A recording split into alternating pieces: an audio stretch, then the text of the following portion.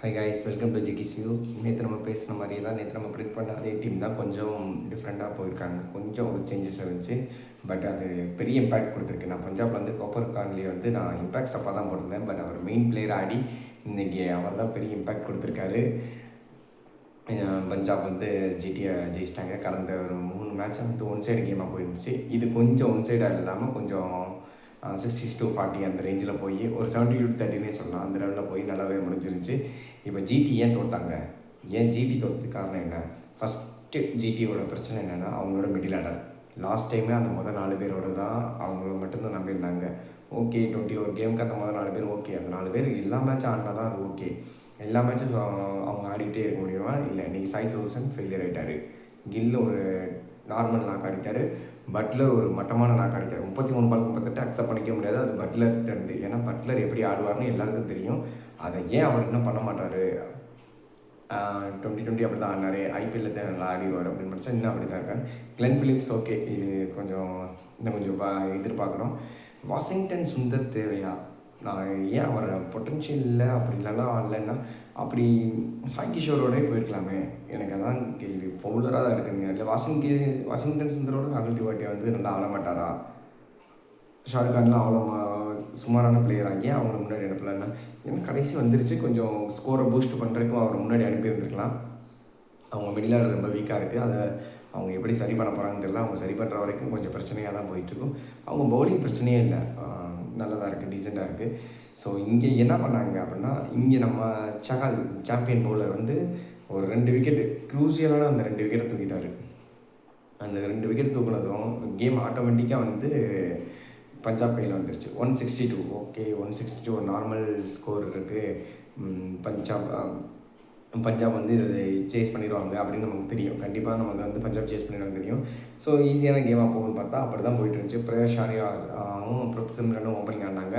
பிரேஷ் Arya out ஆகிட்டாரு ரபடாவோட பாலில். Then next பிரப்சிம்ரனும் copper Connolly அவங்க வந்து நாங்கள் வந்து 3ஆம் நம்பரில் ஆட வைக்க போகிறோம் முதல்ல தெளிவாக சொல்லிட்டாங்க.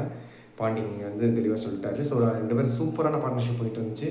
அதுக்கப்புறம் ஒன்ஸில் வந்து பிரப்சிம்ரன் அவுட் ஆனதுக்கப்புறம் ஷேயர் வந்தார். ஷார்ட் பால் வீக்னஸ் அப்படிங்கிறது ஏன் சொல்லி கொடுத்தான்னு தெரில. அது எல்லோரும் பிடிச்சிட்டு ஸ்டேஜ் போட்டுக்கிட்டே இருக்கானுங்க. ஏன் வீக்னஸ் அது இல்லைடா அப்படின்ட்டு இன்றைக்கி பிடிச்சி அப்படியே ஸ்டேடியத்துக்கு அந்த ஆடியன்ஸ்குள்ளே கடாசி எரிஞ்சிட்டாரு. 2 ஷார்ட் பால் 2 6. அதுக்கப்புறம் காப்பர் கான்லி அடித்த பால் வந்து கையில் இன்ஜுரி ஆகிற மாதிரி நல்ல ஒரு ஃபோர்ஸாக அடிச்சிருச்சு. ஸோ அங்கே ஒரு கொஞ்சம் மேட்ச் ஸ்டாப் பண்ணி அவங்க செக் பண்ணிட்டு இருந்தாங்க. அந்த டைம் அவர் வந்து போய் உள்ளே உட்காந்துருந்துருக்கலாம். ஆனால் நான் ஓகே அப்படின்னு சொன்னேன். அடுத்த பாலே மறுபடியும் அவுட்டு. இதுக்குள்ளே உட்காந்து ரெஸ்ட் எடுத்து ஆடி இருக்கலாமே, ஏன் ஆனீங்க ஸ்ரேயஸ் அப்படின்ற மாதிரி ஒரு கோவம் தான் வந்துச்சு. சரி, ஸ்கோர் கம்மி தானே, நீ ஆள் இருக்காங்கல்ல, சஷாந்த் சிங் இருக்கார், ஸ்டாயினிஸ் இருக்காப்புல, எல்லோரும் இருக்காங்க, நிகழ் வதேரா இருக்கார், எல்லோரும் இருக்காங்க, அடிச்சிடலான்னு பார்த்தா அங்கே தான் பிரசித் கிருஷ்ணா வந்து நான் இருக்கேன், என்னை தாண்டி தொடரா பார்க்கலான்ட்டு வேறு லெவலில் பவுலிங் போட்டு பார்த்தா மேட்சுக்கு ஒரு க்ரூஷியலாக கொண்டு போயிட்டார். கிட்டத்தட்ட காப்பர் கான்லி அவுட் ஆகிட்டா ஜிடி தான் ஜெயிச்சிருப்பாங்க போல மேட்ச், அந்த லெவலில் இருந்துச்சு. காப்பர் கான்லி கடைசியாக நின்று நான் ஜெயிச்சு கொடுக்குறேன்னு நின்று ஒரு சாம்பியன் பிளேயராக நின்று ஜெயிச்சு கொடுத்துருக்காரு. பிரசித் கிருஷ்ணா இப்போ இங்கே சுமன் கில்கிட்ட என்ன பிரச்சனைனா, பிரசித் கிருஷ்ணா வந்து ஒரு லாஸ்ட் டைம் வந்து பர்பிள் கேப்போட பவுலர், பர்பிள் கேப் ஹோல்டர், அந்த ஒரு பவுலரை கொண்டு வந்து ஏன் 13வது ஓவரில் யூஸ் பண்ணீங்க? அவர் ஏன் அவர் ஒரு பொட்டன்ஷியல் இல்லையா? அவரை முன்னாடியே கொண்டு வந்திருந்தா இந்த ப்ரெஷர் அப்பயே போட்டிருப்பாரு. இப்போது என்ன சுபன் கில் ஏற்கனவே டீம் வந்து ஒரு மிக்ஸ்டப்பாக இருக்குது. இதை வந்து நீங்கள் திருத்திக்கணும். ஏன்னா இது ஃபஸ்ட்டு மேட்ச் ஓகே, இது அடுத்தடுத்த சீசன் போக போக டஃப்பாக இருக்கும்.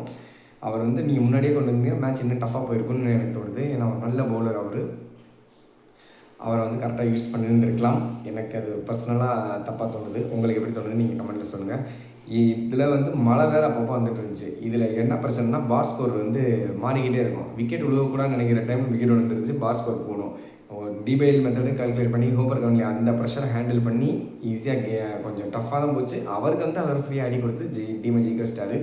இன்னும் கொஞ்சம் பஞ்சாப்பும் அதுலேருந்து வெளியே வரணும், மிடில் ஆர்டர் கொஞ்சம் ஸ்ட்ராங் பண்ணணும். அவங்களும் கொஞ்சம் முக்கியமான பேட்ஸ்மேனை வந்து ரெடி பண்ணணும். ஏன்னா சஷாந்த் சிங், நிகழ் வதேரா வந்து அடுத்து அவுட் ஆனதும் என்ன பண்ணுறதுன்னு தெரியாத அளவுக்கு ஒரு குரூஷியலாக போயிடுச்சு மேட்ச்சு. அதுலேருந்து அவங்க வெளியே வருவாங்கன்னு பார்க்கலாம். தென் இந்த மேட்ச் வந்து தான் நெக்ஸ்ட் மேட்ச் வந்து ஒரு சூப்பர் மேட்ச் வந்து இருக்குது நாளைக்கு. லக்னோ வர்சஸ் டெல்லி. அதில் என் ப்ரெடிக்ஷன் வந்து டெல்லி ஜெயிப்பாங்கன்னு நான் சொல்கிறேன். நீங்கள் என்ன சொல்கிறீங்கன்னு கமெண்ட்டில் சொல்லுங்கள். லைக் பண்ணுங்கள், சப்ஸ்கிரைப் பண்ணுங்கள், மறக்காமல் வீடியோ ஷேர் பண்ணுங்கள்.